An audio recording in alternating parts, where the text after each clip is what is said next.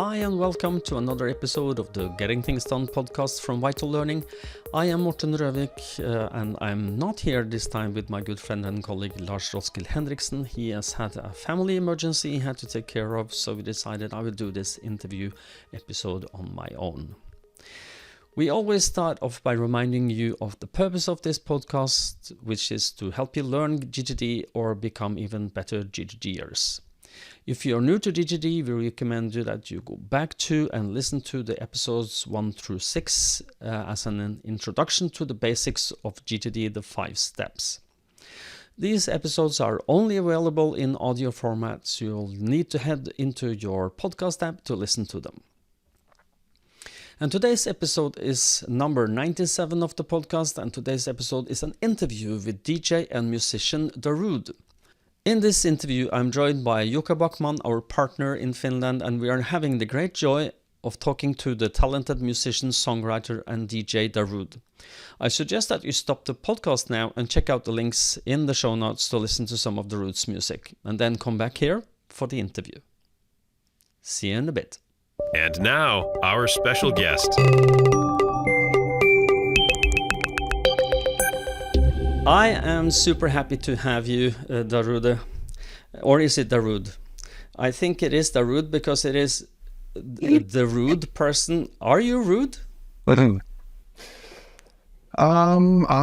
would say no, but Okay. But the name just came sort of in a fun way. I didn't come up with myself really, so I decided to keep it without the word rude in it, and I think it's actually quite fun to be the opposite. I think I'm pretty well mannered. Yeah, and I this is my first impressions of you is that you really are. So I'm happy to have you, and I'm going to be very interested to hear what you have to say about getting things done and your experiences with that. Oh. And I just want to dive into who are you really, and what do you do for people who don't know the not so very rude Darude. Well, so I am currently a 48-year-old Finnish guy who has and had already as a teenager a lifelong love for music, and then I could consider I lucked out big time because I finally got to study with people who showed me how to make music in the electronic way with computers and samplers and such, because up until that point I'd been a hockey player, I'd been busy with other stuff, and I'd never studied music nor taken piano lessons or something like that, even though like nothing prevented me from doing that other than my other hobbies and interests. So I had this craving to make my own music that I didn't kind of even know all about. And then when I saw my friends messing with some samples and layers of other people's music, combining their own stuff, and all of a sudden, like my head exploded, and I got my own computer very shortly after that and started trying to make my own music as well. And I think I'm one of those people who don't kind of care I do care how great I'm playing stuff live these days, but I just had one sample, one this and that, and I started putting them together without thinking if anybody likes it or not, because I was just so into it. And I finally got to sort of realize what's in my head and get it out as actual sounds and music, though I don't know if the first things were exactly that musical yet. Okay, yeah. Well, we all have to start somewhere. Some of us dabbled with music when we were young and never got anywhere. But I'm super happy that you actually got somewhere with your music, which makes me super happy because now we can enjoy it. Now I've been at it as a career, maybe. Coming 25 years, and I've made music a few years longer than that, and I'm the father of two. I have a 5.5-year-old girl and 14-year-old boy, and I've got an amazing wife who is also involved in the business side, or on the business side with me. I'm the one who more sits here in my studio and tries to get stuff out of my head into actual pieces of music, and then together we sort of plan when and how and possibly with whom we'll put that stuff out. And it's kind of a family business and pleasure at the same time. Thank you. That's a good background for people who don't know you. But I've, when I dabble around in your social media, what do you call a catalog? I find that you're an avid skateboarder, or at least you're, very interested in skateboarding and trying to get better all the time.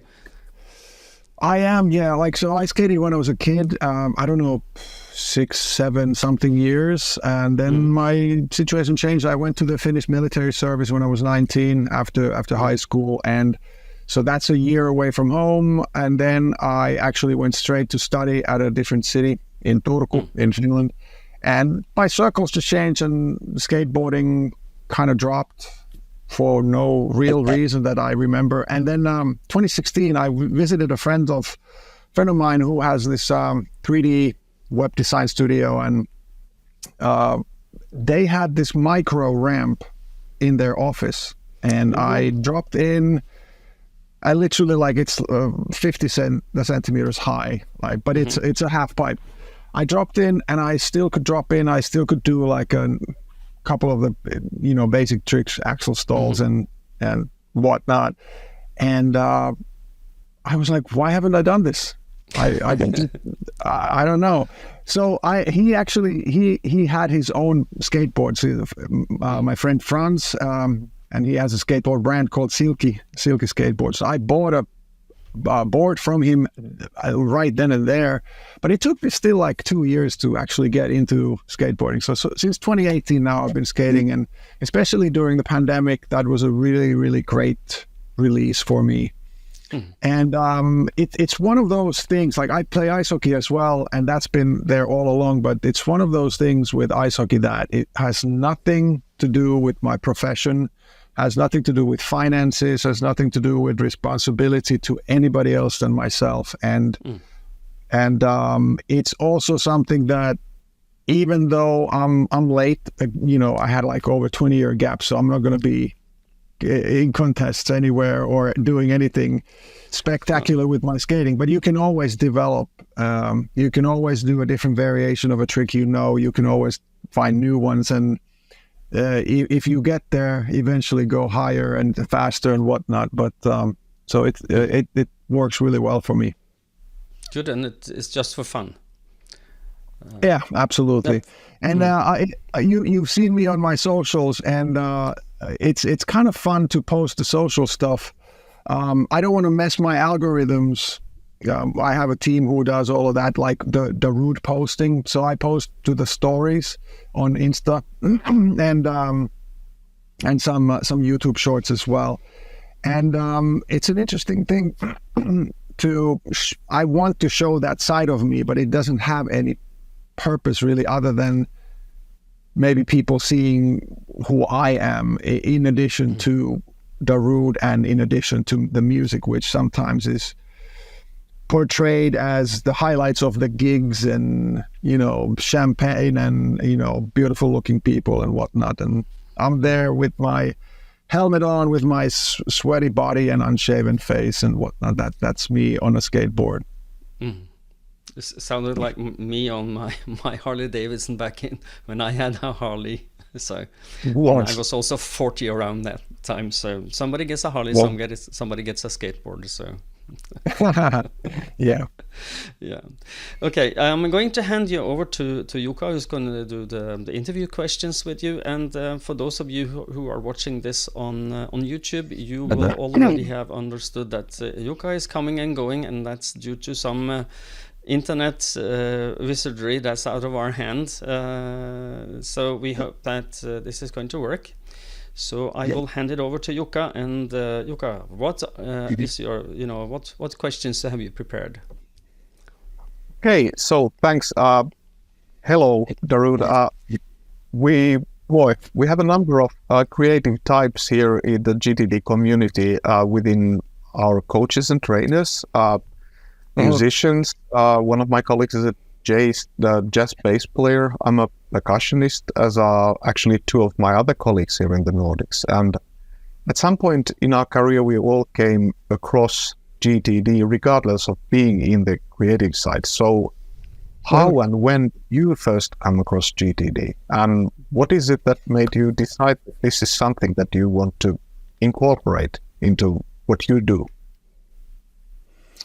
That is a good and profound question, and I don't remember the year exactly, but I want to say something around 2006 and 7 or so. I was living in America, and my wife and I, or then girlfriend and fiance, depending, I don't remember exact dates around this, but we had decided to get married. There were two things that I did. I wasn't particularly big or fat, but I took on this diet app, and I don't remember the name anymore. Lose It. Yes. And that helped me greatly to cut my snacks out of my diet. And, going towards the wedding was important to look at my best. And at the same time, I also started for my music stuff. I'd made notes before, like just written notes, and then like text notes on my computer, like Notepad or something. But I thought that I needed something more better at organizing things for my headspace, and then I just came across GTD, the book, and I read that cover to cover, and it was overwhelming at some parts, but the main thing was that it was more than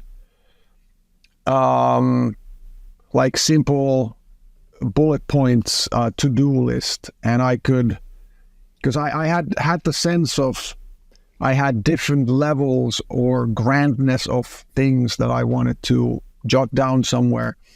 And very soon thereafter, I found an app called Things by Cultured Code that I still use on my phone and my iPad, on my Mac, and that's the basis of my my getting things done stuff. And I don't think I'm doing it as sort of deeply and religiously as some other people do, but it is very much like advanced kind of to-do list thing for me.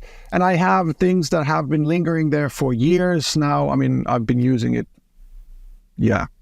over a decade at least, maybe 15 years.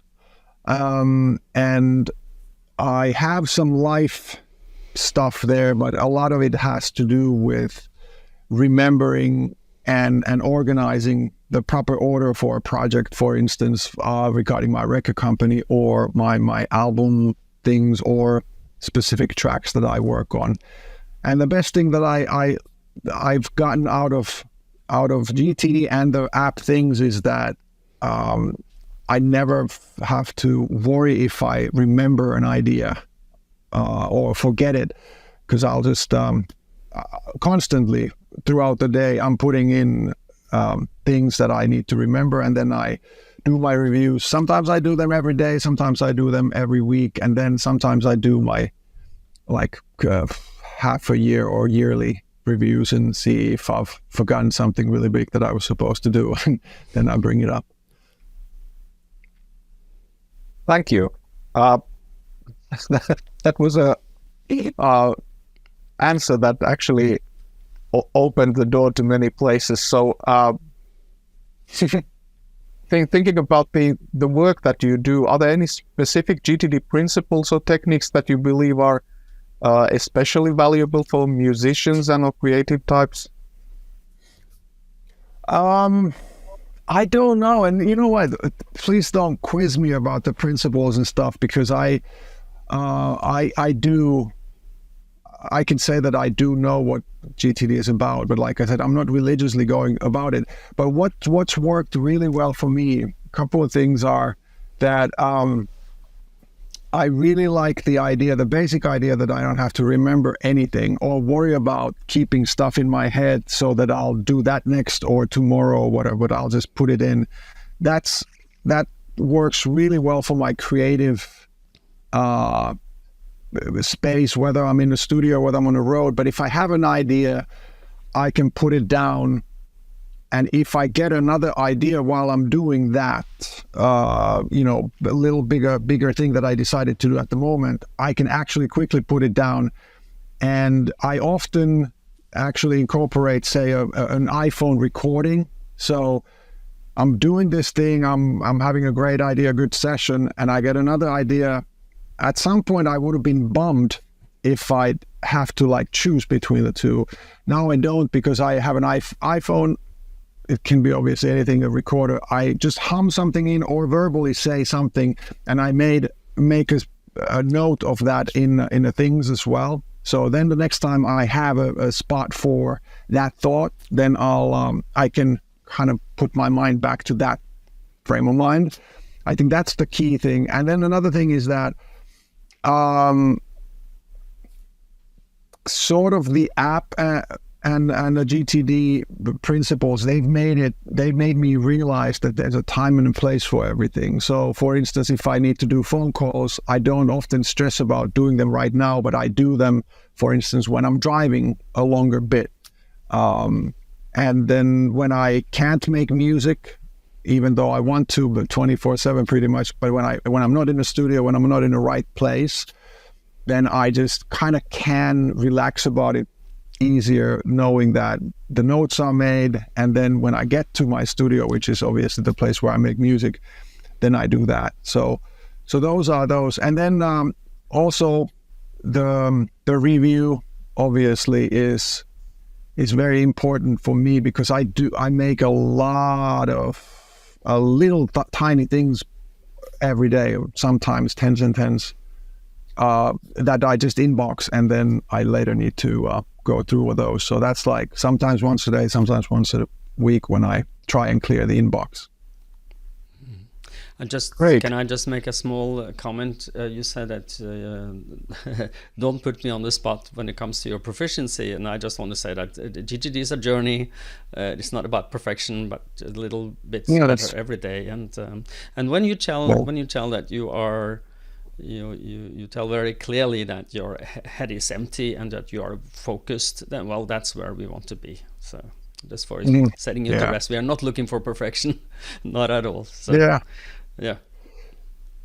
And it's an interesting thing, because I've tried to introduce this to my wife as well, and she's a very, very organized person. She's runs a lot of our household stuff, especially when I'm on the road. So I mean, she's responsible for the kids and their hobbies and timing everything and whatnot.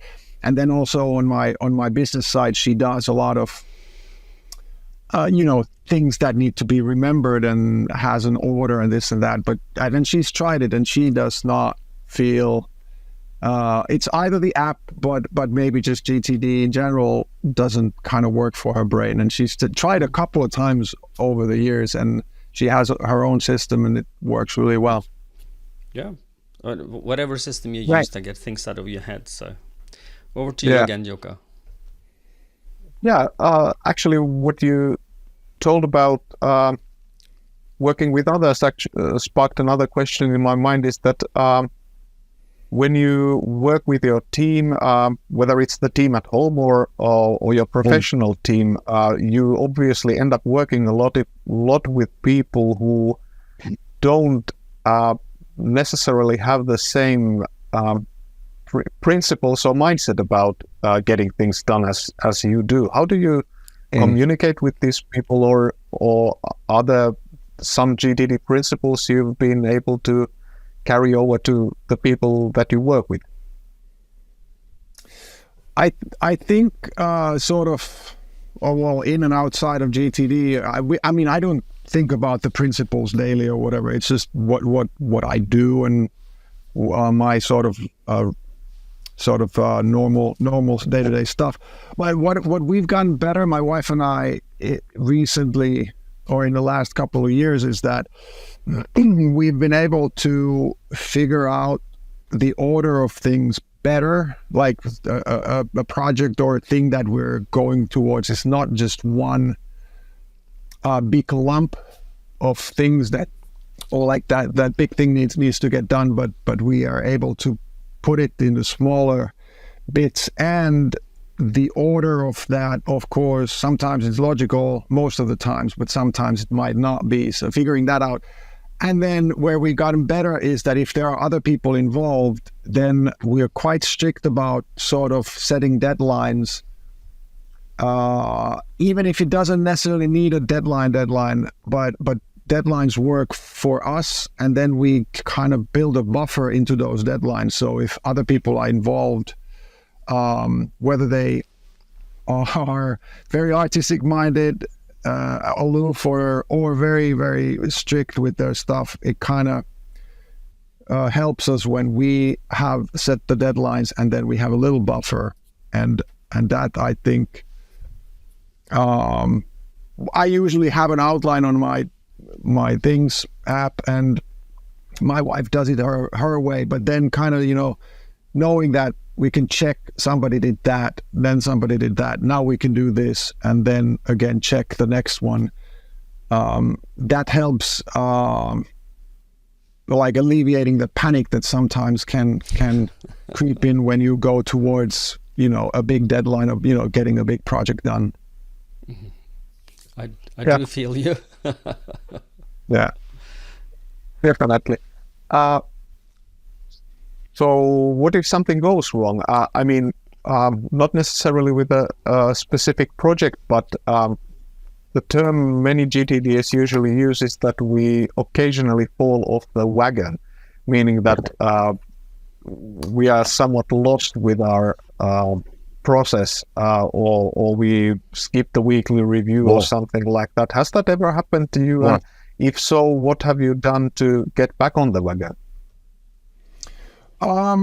Yes, it has happened to me. It happens all the time, in smaller and bigger ways. And like I said, maybe now I'll preface this. Maybe I should browse through the book again, but I didn't in the beginning, and even now I don't feel like I needed to or wanted to follow everything sort of very rigidly or religiously. It just wasn't like, or what I found was enough for me. But what I do is I often find, oh wow, I should have organized my inbox, because it gets cluttery, like there's too many things in it, or the today list. And if I start feeling overwhelmed, then I'll just I do this once every couple of months or so. What I suck at sometimes is, like, I have way too many things in a today list, for instance, and then sometimes I have way too many things in the inbox, meaning I haven't either done those or categorized them. And so then I do those sort of cleanup days, and I don't feel particularly stressed about, how can I say, I feel stressed about the amount of stuff in those lists, but it's not about them being undone. It's about them being, it looks cluttery, and I don't like that. And so then I quite find it kind of healing, or whatever the word would be, when I go through my list and then I tidy it up, and then I start over and I pick my next whatever amount of today things that I'm doing. And again, I think the principle of having it all written down, that helps me there, because they're not going anywhere. They're just there the next day or the next week. And obviously, if it's a matter of an actual hard deadline, then that brings its own challenges. But for me, skipping a review, on my Sunday, for instance, when I often do it, it's not a big deal. I'll just do it whenever I next kind of can sit down and do it. and continue from there. Yep. We all need compassion towards ourselves. Yes. Yeah. Any advice that you would like to give to aspiring artists or professionals wondering whether they should try GTD? Well, that's easy. They should definitely try GTD, and they should read about it. I don't know if there are others or newer books now, but was it David Allen? Yep. His book. I read it back then. I bought the soft cover, and it was definitely life-changing for me. Not in a like, there wasn't fireworks or anything, but just like starting to implement it. A few weeks in, I realized my days were better. It had my days had more meaning, and I can see some artists might not like the sort of systematic thing that it brings in, but for me, that kind of organization was crucial. And for instance, what I do, I have my Things app here open, and I have special places for instance, studio work, and then specifically I have for instance a song project template that I just duplicate every time I start a new song. And the template has the note part has a link to the folder where it is on my hard drive. I'm listing BPM, key, and a couple of initial thoughts and ideas. Then I'm literally going through my creation process. Like I have somewhere like one empty task for arrangement, one empty for drums, bass, synth, effects, vocals, and those are basically just placeholders that you can duplicate whenever you get a new idea. You duplicate and write it down. And I do often, when I work on a track, I work some, play the keys, record something, make some drums, whatever it is, and then when I get that done, my session is ending, I glance at what I've written down, and then if I get more ideas, and then very, very often I render whatever I've got so far, and then when I go pick up my kids from school or daycare, or when I go skating or something, driving in a car, I listen to what I had, and I pull up that project in the app, and I can add more notes. Hey, try this, try that. Hey, that drum is not great, blah, blah, blah. And the next time I'm in the studio, I mostly review or use the review on my song projects, I would say. And then in the same project, I have this checklist for final mix, which contains of like clean up the project so it looks better, hide or delete extra sort of bits that you don't hear, they're not playing, but they're kind of like extra ideas or whatever. It's just technically going to like, remember to EQ every channel, remember to do the gain staging correctly, check vocal clarity. It's just like notes that I've noticed that at some point I was sort of lacking in, and now it's sort of checklist from starting to do the track is ready, but starting to do the final mix, my checklist, and that's there in every music project that I start. And I think that's helped me again, kind of going through that checklist. I know that my track is sort of musically and technically up to par or very close to being finalized when I've kind of checked all the boxes. Wow, Okay. You really outlined the workflow. You created a project for basically everything there. So this actually reminds me of a quote by this guitarist, songwriter Evan Taubenfeld, who said that before GTD I started 100 songs per year, but now I finish 100 songs per year. So that sounded very similar. Yeah, and I don't finish 100 songs a year, but yes, it definitely helps me, because sometimes when I'm working on something, I might be like overwhelmed, or I might be wondering whether I'm there or whether it's up to par to whatever. But then I know it sounds ridiculous. I've been doing this for over 20, 25 years, but I still have my insecurities or moments of confusion or not knowing what I should do, where I should be. But then when I have a checklist, it sort of reinforces that feeling. Okay, yeah, I know what I'm doing, and now that I've done all of these, we should be in a very good space, and then I can decide whether I just work on more for other reasons, but like sort of technically and checklist wise, I'm good. Great. Can I just comment on that? Is that I've heard a lot of creative people talk about getting things done and how it helps them, and I'm trying to create a short sentence that might explain this, because you are not using your head as a system, so that you can be present in the moment, to be creative and getting things done. Would you agree with that it harnesses your creative powers? Yeah. Harness, you put a harness on a horse, and it helps you to move in the right direction more effectively. You don't lose ideas as much as maybe if you don't have a structure.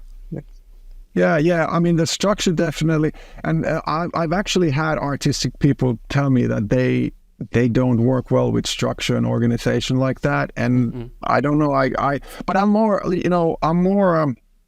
Well, not more than a musician, but I'm also sort of engineering kind of background. I like high tech stuff, and at least half as much interested in the technical aspect of making music, like synthesizers and drum machines and how they are programmed and all kinds of stuff. And so I have both of these sides, I guess. And I'm thinking that's where my wanting to organize like this comes. And I definitely agree. Like I don't mean to say harness is not the right word, but I don't know if I've used that. But GTD for me allows, like you said, kind of my head to be in the right, clear, unobstructed space when I need it to be, and then I can always refer to my list of things, so I can get going if I think I've veered too far from something, for instance. You said that you've come across artists who say that they don't necessarily want to work with structure in that sense, like you would feel that you work. Have you come across, when you've traveled around the world, have you come across other GTDers, or is it a subject that comes up when you talk about the creative process or your workflow?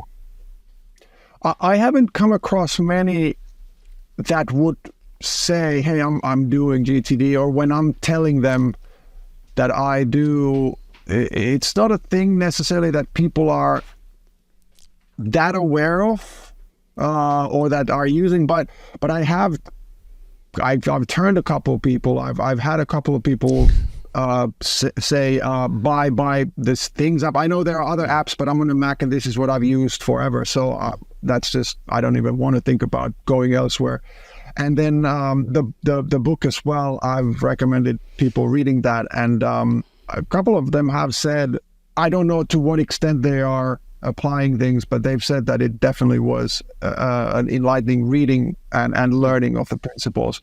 And I mean, the thing is that sometimes things like, hey, getting things done ideology, that phrase in itself might be off-putting. People are like, hey, what? It's some woo-woo or whatever.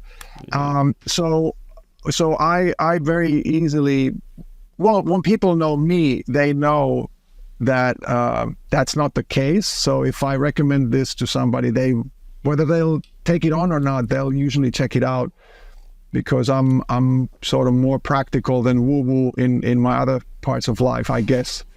And whatever woo-woo is, nothing against it, but I think the sort of logical and engineering-minded thinking is where I come from in many ways. But it's an interesting thing because I've just recently had convos with a couple of people about organization and this kind of thing, and I highly recommend it to anybody. And like I said, I've got a very close example, my wife, who doesn't feel it. So, it's okay, obviously.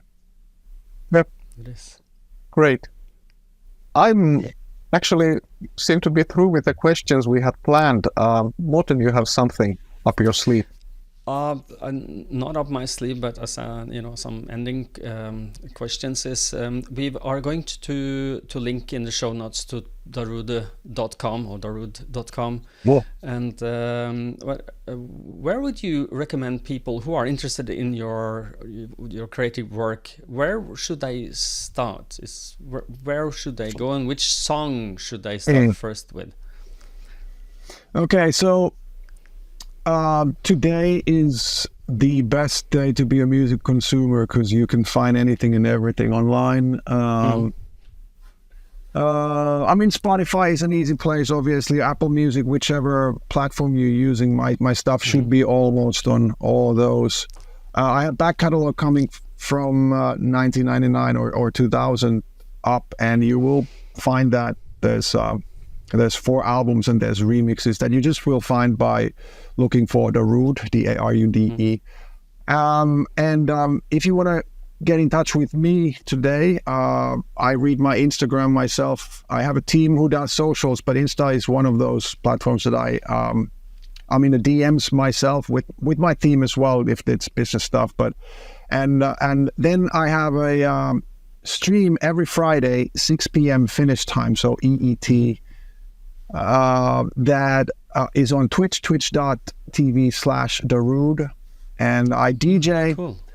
But I'm right here in my studio, and I read the chat, and I communicate with the people, interact all the time, and I got 200 to 600 simultaneous viewers, meaning a couple of thousand a night of those 2-3 hours that I DJ, and that it's very, very interactive, and I have an amazing community that includes regular mods.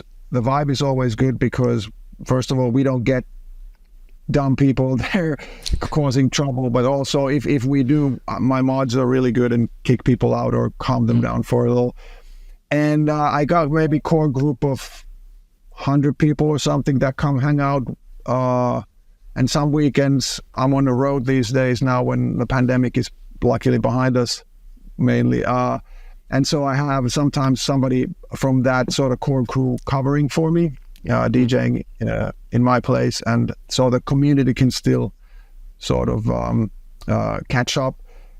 And there, I'm the most live and direct. If you put a question in a chat, I usually respond, or if I don't see it, one of my mods will nudge me and stuff.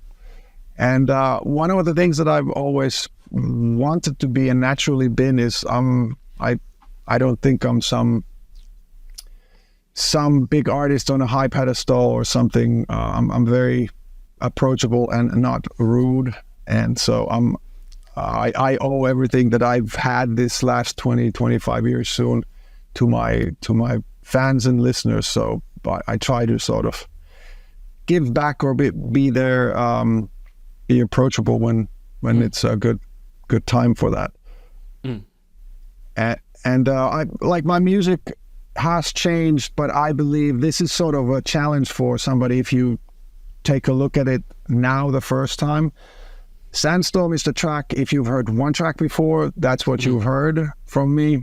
But if you start from there and come towards 2023, I think you'll recognize that while styles have maybe changed a little bit, I broadened up my palette a little bit. It's still very much a club dance floor aimed dance music, and I don't think I'm going to go away from that, even though I'm like trying to learn new things and widen my horizons myself as well. My challenge to you, the listener or viewer of this podcast, open some of Darude's music and then see if you can stand still. You can't. That is not possible. Your rhythms are really, yeah. I've tried, but it's not possible for me. And I'm past 60 years old, so if I can't stand still, younger people can absolutely not. So we are going to link to Spotify, Apple Music, to your Instagram and to your Twitch account. Maybe you will send us the link for the Twitch, because that is I'm not there for the Friday live show, and we will put it in the show notes. I can send that. Oh, you have everything. Okay. Yeah. Okay. Cool. Good man. But I'm so happy that you took the time out of your schedule to talk to us. It's been a pleasure. And as a little self-plug, I can recommend our podcast if you want to refresh your Getting Things Done practice. Episode number 2 to 6 is the 5 steps of getting things done. Number 1 is what's in it for you. And we cover everything. My colleague Lars and I are running this podcast. So you're most welcome. We are turning 100 episodes soon. So we have something you can cherry pick if you want to learn something or refresh something. Well, that's also a good thing to know or realize, but I can also point people to your podcast if I want to introduce Getting Things Done to them. So that's cool.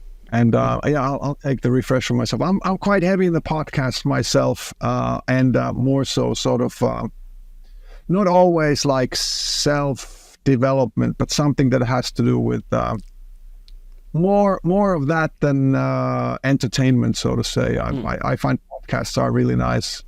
Sure. Way to I'd rather listen to a podcast than swipe on Insta or something like that. Me too. You can learn something while you're doing something maybe a little boring. That's my excuse for listening to it. So, well, thank you so much for being here, and for those who have been listening to this, will know how to get in touch with Darude if you want. And I hope you appreciated this episode. It's been a blast. Thank you so much, Darude, and thank you, Jukka, for the interview. See you in the next episode. Take care, all. Bye-bye. Thank you, guys. Thank you. Bye.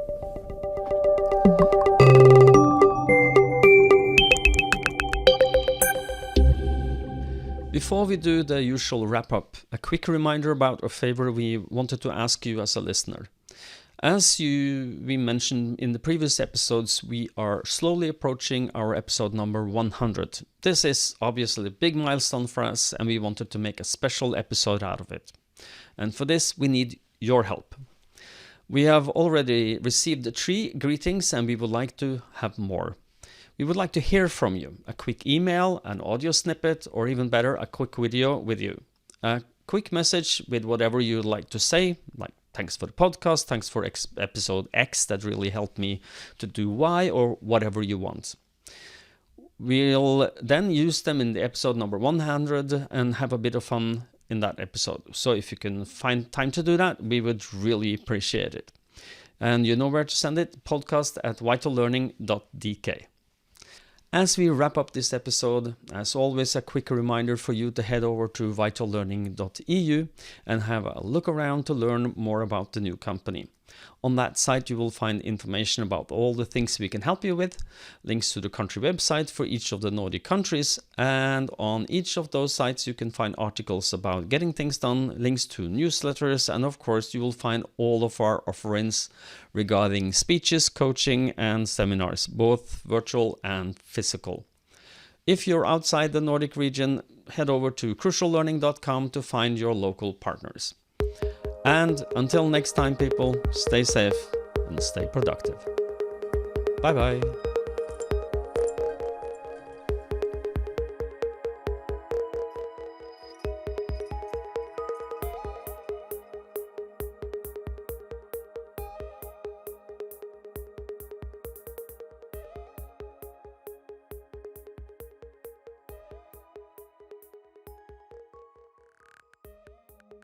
So starting recording now. So I have a fandom story to tell, because I was not aware that you were, that, for instance, Sandstorm was yours. So when I found out we were going to do an interview with you this summer, I started listening to you, and one of the things I can tell you is that I kind of brainwashed my family with this. We had rented a house in Turkey where we had a big swimming pool, a big garden, and when we were swimming in the pool, it was a big, ghetto blaster outside, and we played Darude the whole time, and everybody loved it. So Nice. Thank you. Oh, well, thank you. Yeah. So I'm super happy that you're here.